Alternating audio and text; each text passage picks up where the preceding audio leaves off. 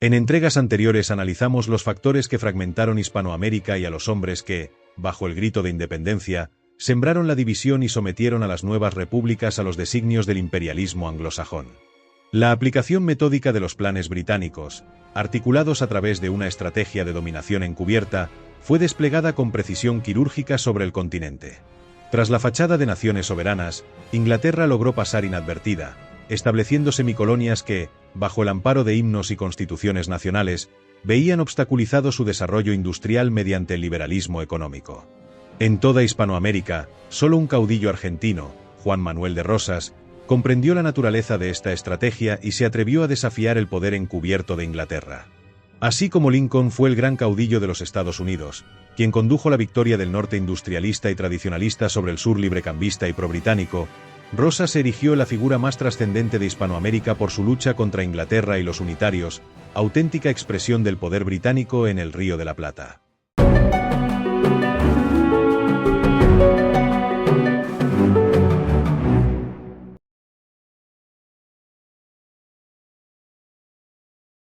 La ciencia y la tecnología, motores de la transformación y el crecimiento, avanzaron lentamente durante la Antigüedad y la Edad Media. Fue recién hacia el siglo XV, en pleno Renacimiento, cuando Europa occidental inició un proceso acelerado de cambio económico y social, impulsado por la expansión de los límites del conocimiento y la innovación, concentrados inicialmente en las artes de la navegación y la guerra. Este incipiente predominio de los pueblos cristianos europeos dio origen a su expansión ultramarina, encabezada por navegantes portugueses y españoles. Con su llegada al Nuevo Mundo y a las costas asiáticas, se inauguró el primer orden mundial. El descubrimiento de América marcó un giro decisivo en la historia. Por primera vez se conformó un sistema internacional de alcance planetario, y la tecnología comenzó a influir directamente en la estructura productiva y el crecimiento económico. Desde entonces, el desarrollo quedó vinculado a dos cuestiones esenciales. Por un lado, quién producía qué, y qué naciones incorporaban los nuevos saberes y técnicas transformadoras. Por otro, la aparición del Estado como actor central en el impulso del conocimiento, la innovación y el progreso. Así, la naturaleza de las relaciones económicas internacionales y el papel del Estado configuraron, por primera vez, el dilema del desarrollo en un mundo global. ¿Cuál debe ser la participación de una nación en la división internacional del trabajo compatible con su desarrollo interno, y cuál el rol del Estado en la consecución de ese fin?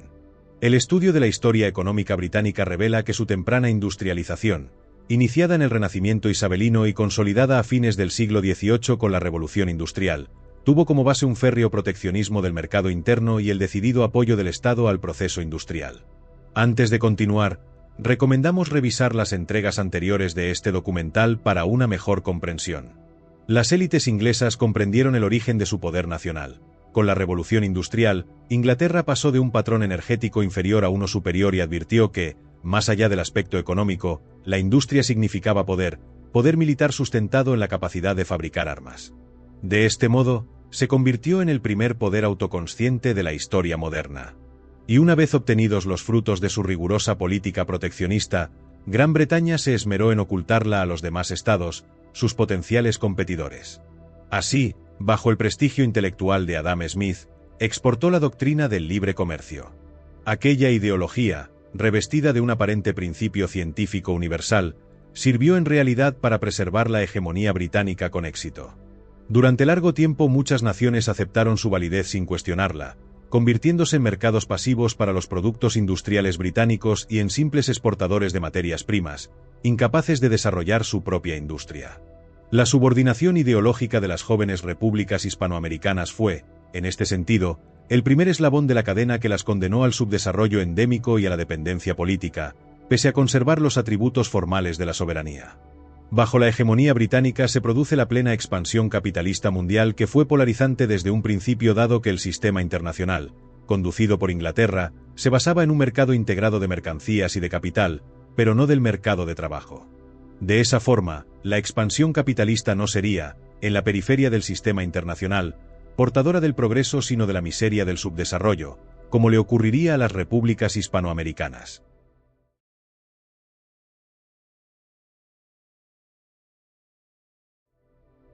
Un segundo aspecto de la política exterior de Inglaterra y de los Estados Unidos, aplicado con éxito sobre el antiguo imperio hispánico a través de diversos procesos revolucionarios, fue la destrucción de lo que el historiador Marcelo Gulo denomina la fe fundante. Con el iluminismo, se desterraba del corazón de las masas toda idea de trascendencia. En el caso de Hispanoamérica, esa idea de trascendencia la proporcionaba el catolicismo. Pero, ¿por qué eliminar la idea de trascendencia del pueblo? La construcción del poder nacional parte siempre de una fe, porque es ella la que establece una escala de valores.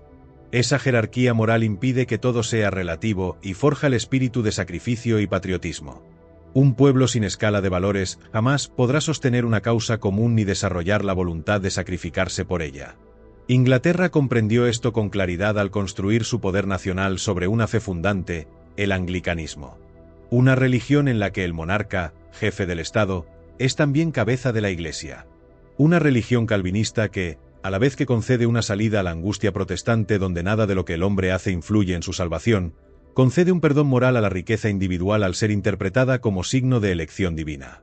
Por eso promovió el iluminismo. Sabía que en el origen de toda gran nación hay una fe fundante y que, cuando esa fe se degrada, el edificio entero se derrumba. La fe fundante es el cimiento, la raíz espiritual de la que nacen los pueblos y las civilizaciones, capaz de exigir de sus miembros el mayor sacrificio, entregar la vida. El origen del poder norteamericano ilustra este principio. Mientras el proceso emancipatorio de los Estados Unidos culminó en la unidad, el de Hispanoamérica derivó en la desunión. George Washington comprendió que la cohesión nacional dependía de mantener viva esa fe. No hay separación alguna entre moral y religión, afirmó. Y bajo esa convicción, en las escuelas públicas de la Unión se inició cada jornada escolar con el rezo del Padre Nuestro y la lectura de la Biblia, práctica que se mantuvo hasta 1946. Sin embargo, hacia los países periféricos de Hispanoamérica, tanto Estados Unidos como Inglaterra o Francia promovieron el iluminismo que socavó su fe fundante, el catolicismo. Este proceso tuvo consecuencias dramáticas tanto en América como en España, aunque en México alcanzó una expresión trágica y grotesca durante la represión religiosa en la conocida como Guerra Cristera. Décadas más tarde, Theodore Roosevelt sintetizaría este pensamiento con una frase reveladora. Mientras los países hispanoamericanos sean católicos, su absorción por Estados Unidos será larga y difícil.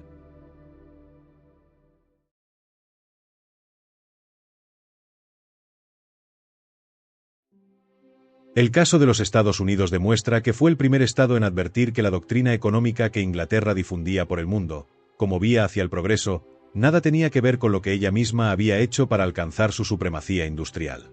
En efecto, fue Estados Unidos el primero en insubordinarse ideológicamente frente al liberalismo económico que Inglaterra presentaba como una teoría científica universal. Esa insubordinación se expresó, primero, en el campo de batalla durante la Guerra de Independencia, y más tarde, en la Guerra Civil, también conocida como Guerra de Secesión. Mientras la independencia norteamericana trajo unión, la de Hispanoamérica culminó en la fragmentación. La diferencia radicó en la conciencia política. Los norteamericanos comprendieron el trasfondo de la política exterior británica y se rebelaron frente a su hegemonía intelectual. Como señalaría Raúl Prebisch, el primer requisito de una estrategia eficaz es rechazar el pensamiento céntrico, es decir, el conjunto de teorías elaboradas por los países dominantes para ordenar las relaciones internacionales y las políticas públicas del resto del mundo, en beneficio de sus propios intereses. Y es que el desarrollo, en su sentido más amplio, implica acumulación, y esta comienza siempre dentro del espacio nacional. Es la capacidad de cada país para organizar sus recursos, activar su potencial productivo y sostener sus propios procesos de acumulación.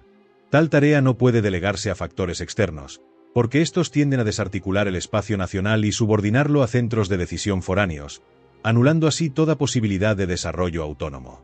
Un país puede crecer en producción, empleo o productividad gracias a fuerzas exógenas, como ocurrió con Argentina y México durante la etapa de las economías primario-exportadoras, pero ese crecimiento no necesariamente implica desarrollo. Crecer sin desarrollo significa no generar una estructura económica y social capaz de incorporar el conocimiento científico y su aplicación tecnológica. Ninguna invención, por brillante que sea, puede servir a los intereses nacionales si no existe un tejido industrial propio que la absorba. Cuando James Watt perfeccionó la máquina de vapor, Inglaterra pudo aplicarla de inmediato a un tejido industrial ya consolidado bajo el amparo del proteccionismo al mismo tiempo que prohibía la exportación de máquinas. Por el contrario, cuando no pudo impedir la industrialización de un país periférico, buscaron deformarla, transformando su progreso en un desarrollo industrial subordinado. En tales casos, la industrialización no distribuye la renta ni rompe la dependencia estructural, porque está guiada por la inversión extranjera y dominada por empresas multinacionales cuyo centro de poder y decisión continúa asentado en los países subordinantes, como Inglaterra. La historia oficial rara vez menciona que todo proceso de desarrollo exitoso ha sido fruto de una insubordinación ideológica frente al pensamiento dominante y de un Estado fuerte que, mediante una acción decidida, activa todos los recursos potenciales del país. Paradójicamente, una vez alcanzado el estatus de naciones industrializadas, todos los países desarrollados, empezando por Estados Unidos, adoptaron el mismo papel que antaño había desempeñado Inglaterra. Se convirtieron en fervientes defensores del libre comercio y de la no intervención estatal, promoviendo hacia el exterior las mismas doctrinas que en su propio proceso de desarrollo habían rechazado.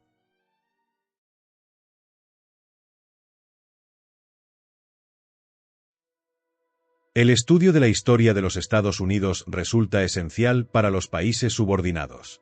En el mismo momento histórico en que Gran Bretaña, con la publicación de La riqueza de las naciones de Adam Smith, comenzaba a instrumentar una política de Estado destinada a asegurar la subordinación ideológico-cultural de aquellos territorios que aún no habían iniciado su industrialización, con el objetivo explícito de impedir que lo hicieran. Las 13 colonias inglesas de América del Norte emprendían la primera gran insubordinación fundante de la historia moderna. Su propósito no era solo alcanzar la independencia política formal, sino también la independencia económica real, mediante la insubordinación político-ideológica y el decidido impulso del Estado al proceso de industrialización.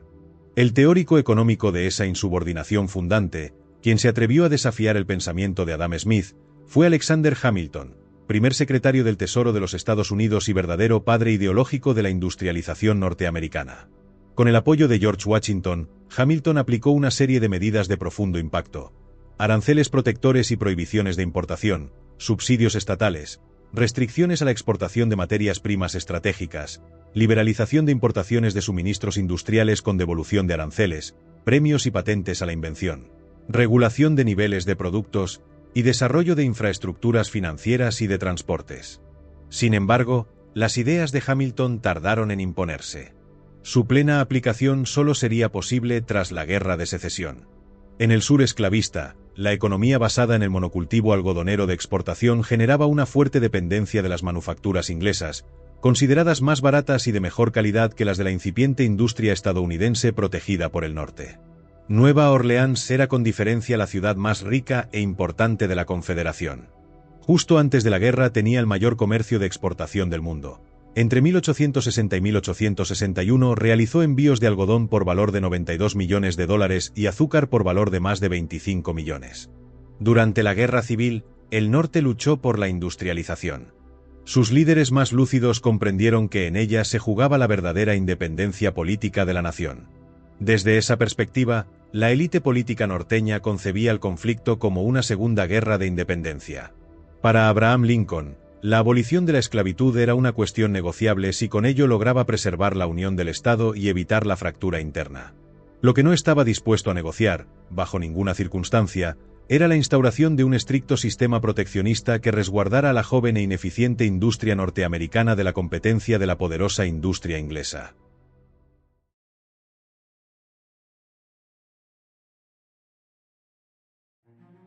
Las reformas borbónicas que liberalizaron progresivamente el comercio los virreinatos de América y Asia, como el Reglamento de Libre Comercio de 1778 y las medidas favorables al librecambio desde el 26 de mayo de 1810, condujeron inevitablemente a la paulatina subordinación de las Provincias Unidas del Río de la Plata al Imperio inglés. Buenos Aires, gobernada por excontrabandistas transformados en poderosos comerciantes tras la Revolución de Mayo de 1810, evento que marcó la secesión de España, y por un grupo de intelectuales y políticos impregnados de liberalismo económico, se convirtió en satélite de Gran Bretaña. Las capitales provinciales del antiguo virreinato pasaron a depender de Buenos Aires, cuyo puerto funcionaba como bisagra articulante entre Inglaterra y el resto del territorio. Desde allí, se exportaban materias primas hacia los centros fabriles británicos e importaban manufacturas inglesas para su reventa en todo el interior. El historiador uruguayo Vivian Trías describió con precisión este proceso. Buenos Aires se integra como satélite al sistema, cuyo eje es el Imperio Británico. Desde allí se exportan las materias primas producidas en su campaña, en el litoral y en algunas zonas del interior, y por allí se importan las manufacturas inglesas que luego se revenden en todo el ámbito de las Provincias Unidas. A partir del primer empréstito contratado con la banca Baring, también será el agente financiero de la City. Su economía será, en este sentido, una derivación de la economía británica. Pero así como Inglaterra es metrópoli de Buenos Aires, esta es, a su vez, submetrópoli de las capitales de provincia, donde actúan burguesías intermediarias asociadas a las de la gran ciudad-puerto. Cabecillas activos de esas clases intermediarias de provincias jugarán un papel decisivo en el sometimiento de la nación, como los Taboada de Santiago o Urquiza y sus amigos de Entre Ríos. Las capitales de provincia operarán según la misma ambigüedad de Buenos Aires. Son satélites de aquella, pero submetrópolis de los pueblos y villas de la campaña. Y estos, a su vez, son satélites de las capitales provinciales y submetrópolis de su periferia rural. De esa manera, una cadena de metrópolis, satélites y satélites, articula los intereses de la City londinense con el trabajo de los productores rurales, peones, arrieros, pastores, boyeros, etc. Tras la fragmentación del Virreinato del Río de la Plata, la Argentina emergente quedó dividida en 14 entidades, producto de la balcanización promovida por Inglaterra a través de las logias, asegurando que la unidad territorial del virreinato no pudiera restaurarse. La Confederación Argentina estaba formada por provincias adheridas al Pacto Federal, una unión laxa de estados provinciales. Cada provincia tenía su ejército, su bandera, su moneda y aspiraba a convertirse en estado independiente, todos bajo la influencia del libre comercio y el iluminismo. Pero, al igual que Hamilton o Lincoln, Juan Manuel de Rosas, gobernador de Buenos Aires y responsable de las relaciones exteriores de la Confederación, comprendió la estrategia de subordinación de Inglaterra y la necesidad de implementar un proteccionismo que impulsara el desarrollo industrial. Pero antes era necesario pacificar las provincias, detener la fragmentación y recrear la conciencia nacional. Para ello, restaurar la tradición católica resultaba esencial para proporcionar ese marco cultural y moral necesario para la cohesión social. Fue consciente de que solo eliminando el iluminismo, se podría consolidar la unidad interna y así desafiar a Inglaterra con un proteccionismo económico firme. En sus palabras encontramos esta idea.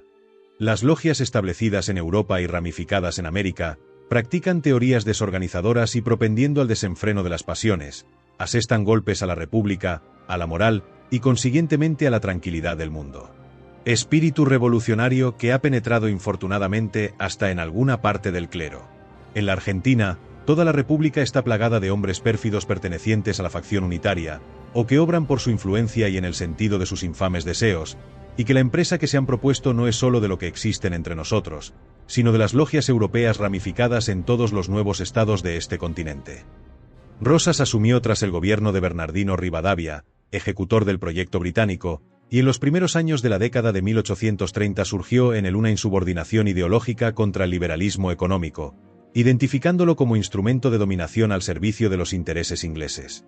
Aunque en su primer mandato no se enfrentó abiertamente al libre comercio, Rosas fue tomando conciencia del problema de forma gradual.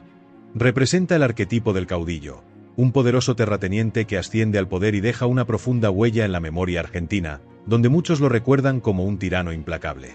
Sin embargo, Rosas comprendió el proceso de subordinación ideológica impuesto por Inglaterra y las consecuencias balcanizadoras que éste acarreaba. La profundización del librecambio había devastado las economías provinciales. La competencia británica eliminó la producción textil del norte y arrasó las artesanías locales. La población quedó desamparada, sin empleo. John Murray Forbes, cónsul estadounidense en Buenos Aires, evaluó que la influencia británica era tal que la provincia podía considerarse, sin exagerar, una semicolonia. En un informe para el secretario de Estado John Quincy Adams, afirma: el constante crecimiento de la influencia británica, aquí en Buenos Aires, es cosa difícil de imaginar. Su origen político está en el deseo de obtener el reconocimiento de su independencia por los ingleses y su motivo comercial, no solo en la riqueza individual de los comerciantes británicos, sino en que controlan prácticamente las instituciones públicas y especialmente un banco gigantesco que ejerce absoluto dominio sobre las opiniones del grupo. Su influencia se potencia al adquirir grandes estancias en el campo. En síntesis, no es exagerado afirmar que Inglaterra deriva de este país y de Chile todos los beneficios de una dependencia colonial, sin incurrir en desembolsos ni asumir responsabilidades de administración civil y militar. El 18 de diciembre de 1835, tras 25 años de libre comercio radical, se sancionó la Ley de Aduanas de Rosas, que estableció aranceles protectores para herrerías, platerías, talabarterías, carpinterías, zapaterías y tejedurías, limitando importaciones de manufacturas e imponiendo gravámenes del 24% al 50% según el producto. La ley favoreció también a la Marina Mercante Nacional y eximió de impuestos a la producción uruguaya y chilena que llegara por tierra. Las provincias del interior, devastadas por la política librecambista, recibieron la ley con entusiasmo. Su implementación aceleró un proceso de industrialización que, de sostenerse, habría convertido a Argentina en un país tempranamente industrializado. Sin embargo, no todas las provincias la respetaron ni apoyaron el proteccionismo. El objetivo estratégico de Rosas siempre fue liberar a Argentina de la subordinación británica. Durante su segundo mandato, buscó completar la independencia política de 1816 con la independencia económica, enfrentándose a Gran Bretaña bajo el gobierno de Henry John Temple, vizconde de Palmerston, el artífice de la guerra del opio contra China, luego de la cual China no solo se vio obligada a permitir la importación y el consumo de opio, sino que perdió el control de sus aduanas y debió aceptar el libre comercio. Así como que quedara en las manos de Inglaterra la potestad de fijar el régimen arancelario del Imperio chino. La insubordinación económica de Rosas incluyó medidas como la disolución del Banco Nacional, controlado por capital inglés, reemplazado por una comisión fiscal en la Casa de la Moneda, 30 de mayo de 1836, y la prohibición de exportar oro y plata, 31 de agosto de 1837. Sobre esta última medida, Vivian Trías afirmó: así se enjugó la pérdida incesante de metálico que aparejaba el comercio exterior deficitario, agravado por la guerra, y también se entorpeció el funcionamiento del patrón oro en la relación con la economía rioplatense. Es otro certero golpe contra los intereses del Imperio Británico que habría de gravitar en los esfuerzos del gobierno de Su Majestad por tumbar al gobernador federal.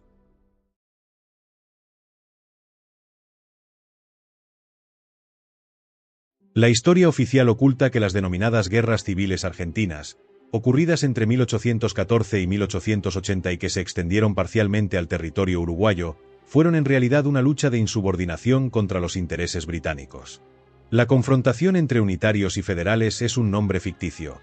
La verdadera guerra no era entre argentinos, sino contra Inglaterra. Los unitarios representaban el poder británico en el país, ya sea como agentes directos, como Mitre, personas sobornadas, como Padilla, Sarratea o Castelli, o subordinados ideológicamente sin necesidad de pago. En respuesta a las medidas proteccionistas de Rosas se iniciaría el bloqueo anglo-francés del Río de la Plata, también conocido como la Guerra del Paraná, entre el 2 de agosto de 1845 y el 31 de agosto de 1850. Las flotas británica y francesa cerraron los puertos de la Confederación Argentina y de la República Oriental del Uruguay, excepto Montevideo, buscando que ambos estados reconocieran sus ríos interiores como no sujetos a soberanía nacional y permitieran el libre comercio a través de ellos. Rosas fue, en este contexto, el Abraham Lincoln de Argentina. Su victoria en la Guerra del Paraná, al derrotar a la flota anglo-francesa, convirtió a la Argentina en referente para toda Hispanoamérica y a Rosas en el Gran Americano. Se consolidó como un caudillo popular porque, al igual que Hamilton, comprendió la dependencia de Argentina respecto a Inglaterra. Sin embargo, la traición del gobernador de Entre Ríos, Justo José de Urquiza, jefe del ejército de vanguardia preparado para la guerra contra Brasil, derrotó a Rosas y lo obligó al exilio en la batalla de Caseros, en febrero de 1852. Esta traición respondió a intereses económicos. El complejo textil lanero británico necesitaba importar el 70% de su materia prima. Los estancieros de la Mesopotamia argentina, liderados por Urquiza, decidieron explotar la ovina a gran escala para abastecer mejor al mercado británico que los ganaderos australianos.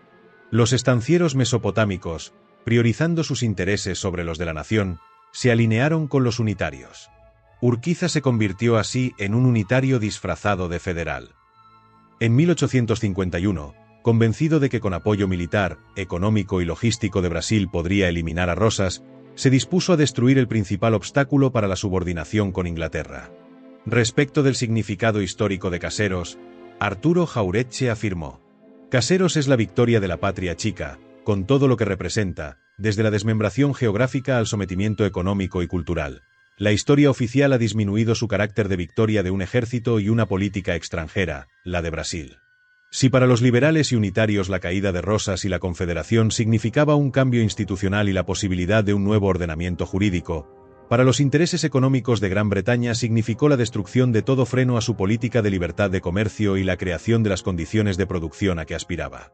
Para Brasil fue cosa fundamental. Derrotado siempre en las batallas navales y terrestres, Brasil tenía conciencia clara de que su marcha hacia el sur y hacia el oeste estaría frenada mientras la política nacional de la patria grande subsistiera en el Río de la Plata. Era necesario voltear a Rosas, que la representaba, y sustituirlo en el poder por los ideólogos que odiaban la extensión y que serían los mejores aliados de la política brasileña, destruyendo, al mismo tiempo, toda perspectiva futura de reintegración al seno común de los países del antiguo virreinato. Casero significa, así, en el orden político internacional, la consolidación de la disgregación oriental, altoperuana y paraguaya y las manos libres para Brasil, para su expansión definitiva sobre los países hispanoamericanos limítrofes, de los que la Confederación constituía el antemural. Y Manuel Gálvez añadió: cuando cayó Rosas y con él, su ley de aduanas, nuestras industrias se arruinaron.